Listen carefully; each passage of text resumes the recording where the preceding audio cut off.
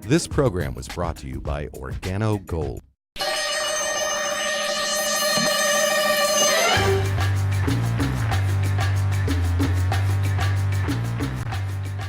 And now, Fairfax Breakfast Club with your host, Basil Lemba.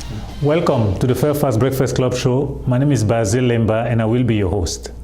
The Fairfax Breakfast Club is a weekly program in which we bring to you valuable and workable know-how you can use to improve your networking skills and grow your business.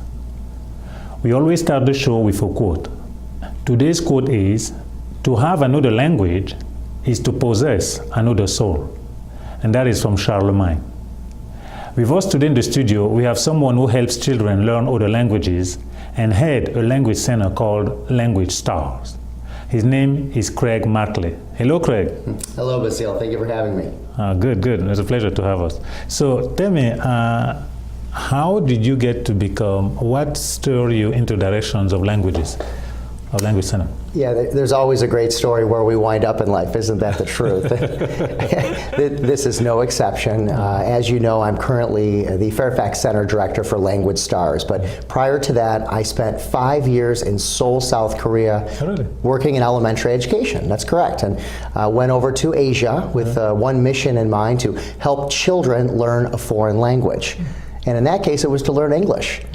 And we worked in a full immersion capacity, helping little Korean students between the ages of 5 and 12 learn to master English. And it was a thrill. So when I returned to the United States, I was quickly hired by Language Stars, which is a premier provider of foreign languages for children here in Washington, D.C. and Chicago. Okay, very good. Tell us a bit about your center. Grown very quickly. There are 7 Language Stars centers in the Washington, D.C. area, of which I am the center director at Fairfax. And we opened up in August of 2012, and it's grown very rapidly. We only focus on children, Basil. No adults, just children ages 1 to 10. And we like to say that's in the peak window of opportunity when people can learn a language best. Okay. While you mentioned that, let me show, we have a video here for you. So that will give you a little idea in the chart, even when it's talking about age from 1 to 10. Here it is.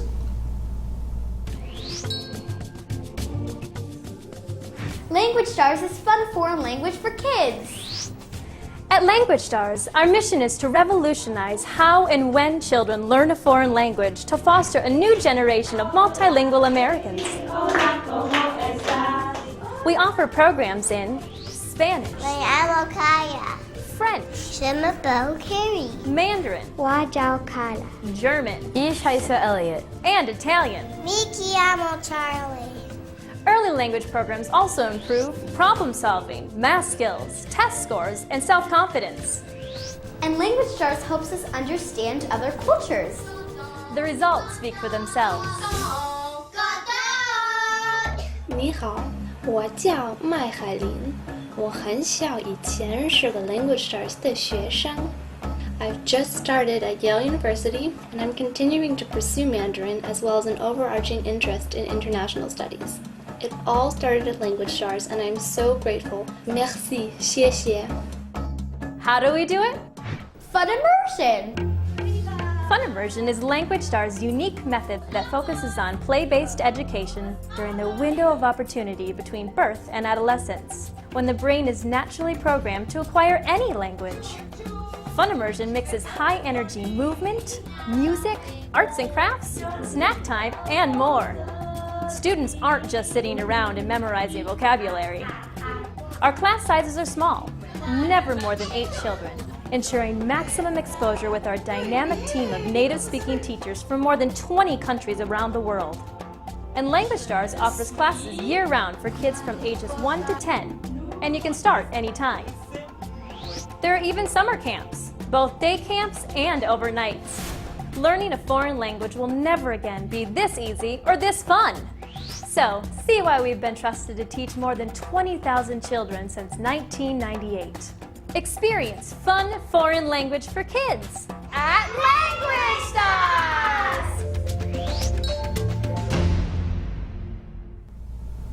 Excellent. So you've seen the video, so that gives you a good idea, a good... high energy, isn't it? Like to have fun. Kids want to play, don't they? That's right, that's right. I guess that's right. You want to interest them, you got to play, because if not play, they might find it boring. It might be too much for them, I guess, I imagine. Absolutely. The whole premise behind Language Stars and why it has been so successful and winning awards year after year is the concept of fun immersion. And the theory goes, if you make it fun for children, they want to go. And if they want to go, they'll participate. And if they participate, they learn. So the learning is a byproduct of creating a wonderful atmosphere where kids can feel safe and comfortable, and at the backbone are dynamic native-speaking teachers from around the world. The teachers are fabulous. They love children. They're high energy, and they can bring out the best in children and put it in an immersion environment where kids participate and they learn by doing. It's all experiential. Interesting. Well, maybe we should get the adult to do the same thing then.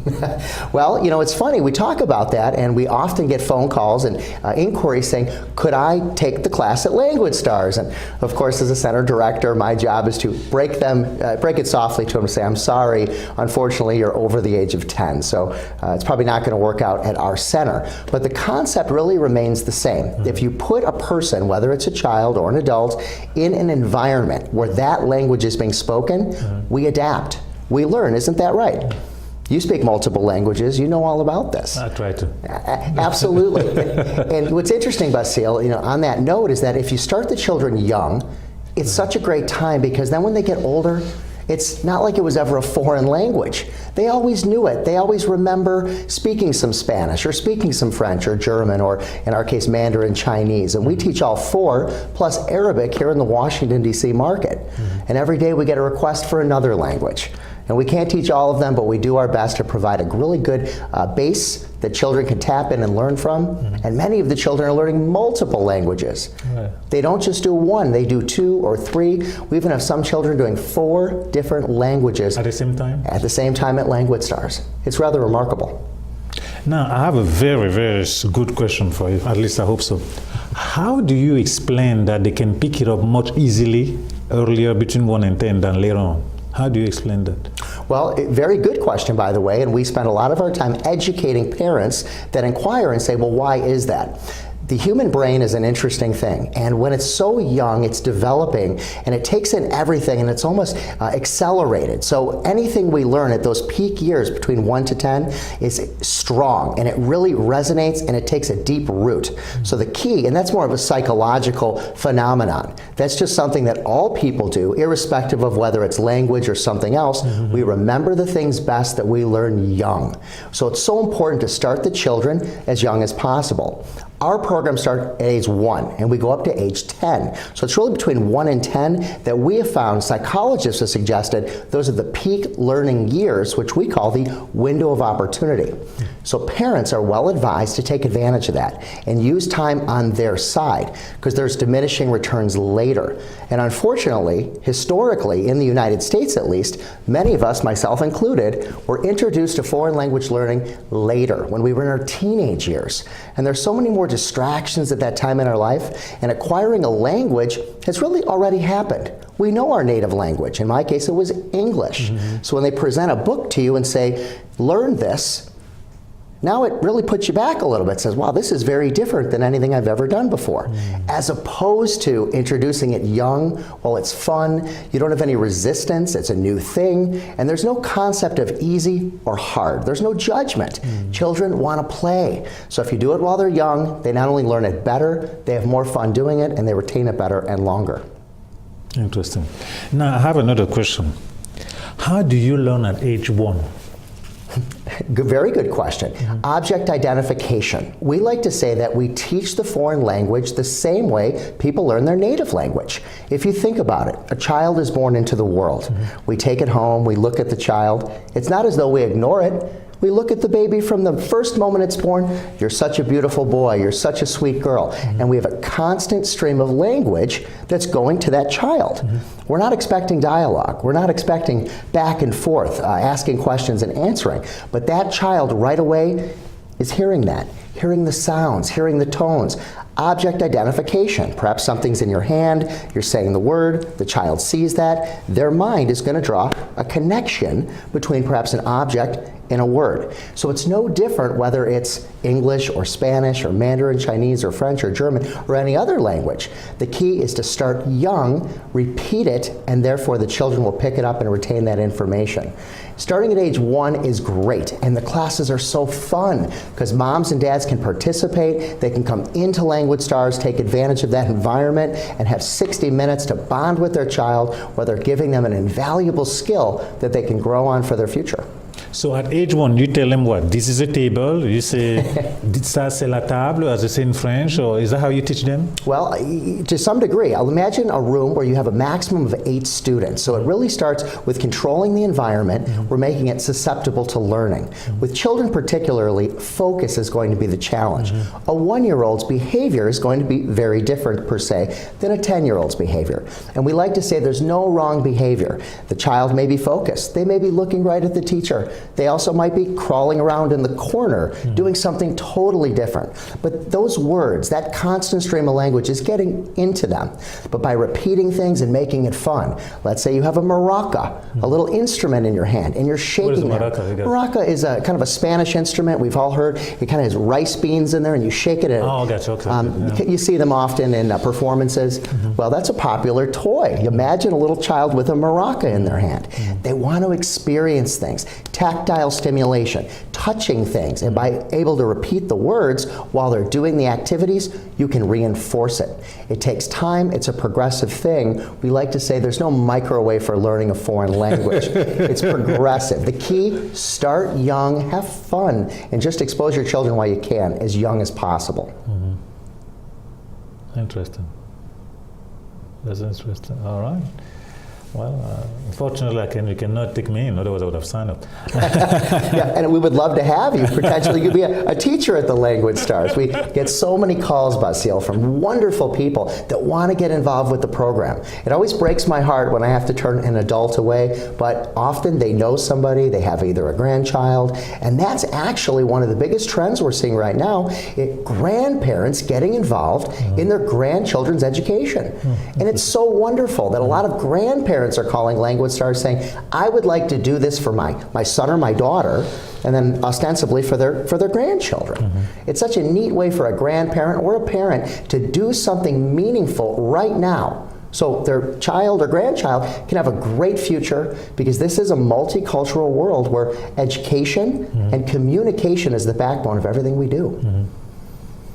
So I guess we can say for those who are looking for a business opportunity, there's an opportunity if you can make it fun for the adults, being that they're knocking on your door. Somebody can create a similar program and then just develop it and handle their needs. Well, you and I got to talking on a variety of topics, and I find you a very interesting story yourself.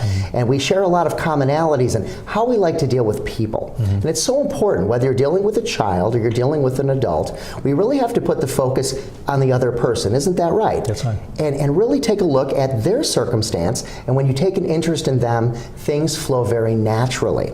So I bring that up because a teacher in a classroom may have a curriculum that they follow, but they need to be adaptive and responsive to the room. Because if what they're doing at that moment isn't resonating with the audience, they need to adapt that. And a great teacher can do it on the fly. And that's the key. So whether we're dealing with adults in a business setting, or we're dealing with children in an educational context, the same rules apply. If we get the focus off of ourselves and on other people, and adding value to other people, making their life better, then things flow more smoothly. Very good. We'll come back to that. I want you came to a breakfast event last Thursday morning. I did. Yes. Why don't you tell the audience your experience at the breakfast event? I enjoyed it. It was my first time actually being a guest. Thank you for including me. It's always a pleasure as the Language Stars Center Director to get out and meet members of the community. I've been rather active with the Chamber of Commerce and several networking organizations in Fairfax County, but this was the first time that you and I had a chance to sit down and enjoy it. And I found it fascinating, and particularly the people I met there, because it was very diverse. We had people from every possible industry industry right. gathered in one room, and the breakfast, of course, was complimentary. I can't argue with the person giving you breakfast first thing in the morning. You're welcome. But just to kind of feel that energy, everybody was success-oriented, motivated, looking to create a better life, make contacts, but do it in a genuine way. And right away, I started receiving phone calls and emails from people I met there saying, so nice to spend time with you. And this can lead to friendships, and I'm already putting together some possible opportunities outside of that business breakfast that we can grow on. So was it worth my time? Absolutely. Just be sure to let me know when the next one is. March 20th. All right, I'll put that in the calendar. Happy to be there. Folks, you can come too. Yeah, they definitely should just come early, get a seat, because when I arrive, I'm going to become a little earlier next time. Now You got to get a chair, you got to get a table. You don't want to stand during breakfast. You want to have a nice seat. So that's the key. That is correct. On that note, also, we're having our next expo on June 20th. I would love to have you there, and you'll be there. You have a table there at one of our exhibitors. That is correct. Language Stars is proud to be attending that event, and any way we can get the message out to the community and reach, whether they be adults or, of course, we talked about grandparents or business leaders. You know, this is a mission, Basil. This is working together with the community. That includes government, businesses, families as a partnership. And as an educational provider in the marketplace, we're glad to play our role and do our part. So to attend an expo like the one you've put together sounds wonderful, and we look forward to being a part of it. Yeah, definitely. You know, you're right. In getting back into languages, it's fundamental. It is so. I don't know if you know that I used to teach French at Nova Annandale. You had mentioned that. Yes, I taught French there for 6 or 7 years to adults, and it really opens horizons in a way that's just dramatic and increases understanding. A lot of the words in English languages are French. So when they do that, then you can recognize them, and also give you such a flexibility and adaptability. If you wind up traveling and what have you, or you're talking to somebody and then they happen to speak French, you find yourself being able to handle the situation or get into communication or sort out whatever it is, because you speak another language, be it French, be it Spanish, be it German, and what have you. It is, I guess the best word you can say is that it's a total complete asset. Massive asset, and it cannot be overlooked. Just as somebody who started traveling internationally in their 30s, I quickly had to learn different languages as I went around Asia, and I found that even if I could speak just the basics of greetings, of course hello and goodbye and basic questions, it really endears you to the people. They look at you differently because you took the time to learn words that are important to them. Here's somebody from another place taking the time and the effort to learn words that are really their culture. And there's no better way to make a friend than to learn about the things that are important to them and show interest in it. And the fact that you can speak French, and here you are in the United States, and put together a wonderful program like this, and a networking organization helping people do it, you recognize the value of communication, particularly in a marketplace like Washington, D.C. This is so multicultural. Yes. First thing I noticed when I arrived here back in 2012 was, wow, we have people from everywhere here. It's the neatest place in the world you could live. At least I think so, because it's never boring, and those communication skills, that you can make a lot of friends quickly. Just learn the words that are their native language, and it can go a long way. That's definitely something. Now I have another question for you. What is your biggest challenge in life as a person? What would you consider your biggest challenge? Personally speaking, or from a business perspective? From a business perspective. Well, if you look at it in terms of the actual Language Stars, it's getting the message out there as efficiently as possible, as cost effectively as possible. You know, we're a small to mid-sized company that puts our focus and our resources on the quality of the education we provide to our students. What that means is you don't want to take a huge percentage of your budget and put it into advertising and promotions and burning that money. That could be going back to help the children. Gotcha. So you need to be very wise. You need to be very shrewd with how you use your money. It comes down to leverage. Get the word out efficiently. Now, fortunately, when you're Language Stars and you do a great job providing a product that people value, they're happy to spread the word. If you look at companies like Apple Computer and what Steve Jobs built there, really such evangelists. Have you ever talked to an Apple customer? They're not just a customer. They'll sit down for 2 hours and tell you why you need to buy Apple. They will absolutely berate you into buying an Apple product if you don't buy it. Amazing, isn't it? Well, to some degree, we want to follow that same path where if you delight, if you add so much value to your marketplace, in our case, our families, they will tell other people. And the same holds true on the flip side. If you don't do a good job, that message spreads quickly too. We've been very fortunate in our industry as a leader to focus on quality first. But the challenge, getting out the message as rapidly as possible to impact the lives of as many children as we can as early as possible. Gotcha. Okay, got it. And what is the biggest success in your business? Well, we opened up the Fairfax Center, which when I flew out from Korea and then to Chicago and then relocated to Washington, D.C. in August of 2012, we were a brand new facility.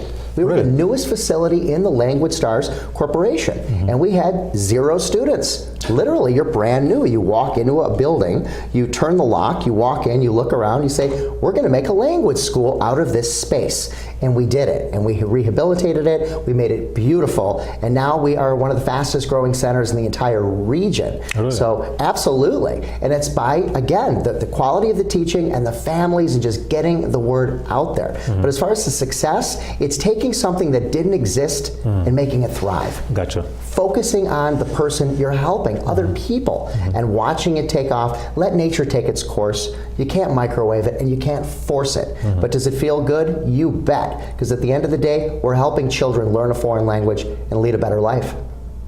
Definitely, and even more important, you're giving them a major asset.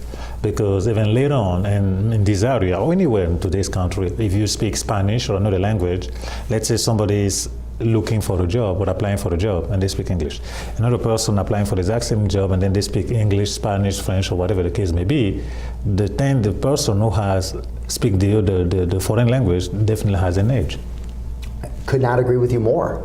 It's a competitive marketplace, particularly when the children of today, say between the ages of 1 to 10, enter into a global workforce. They will be competing internationally. And overseas, those children have made learning foreign languages a priority. So in the United States, we're playing a little bit of catch up. And I'm actually very impressed with some of the school systems and how they're bringing Language Stars into their school systems, actually to run their foreign language programs. Yes, Basil, that's a huge trend right now. Schools are being honest and recognizing that they are not necessarily set up to run a language program with 4 or 5 different languages. So what they're doing is wise. They're looking around, finding a provider like Language Stars with an excellent reputation that can come into the school, supply a full curriculum, and help their students learn a fun foreign language. And that way the children win, the school wins, and everybody can focus on what they do best. But it's a very competitive marketplace in the future, and we're delighted to play a role in giving our students an advantage, a leg up. I see. So how are you going to satisfy that demand of schools asking you to go in? Well, put it this way, it really starts with conversation and dialogue. When you sit down with anybody, whether it's your own center that you're running, you're having a dialogue with the local community to determine what is it that they want.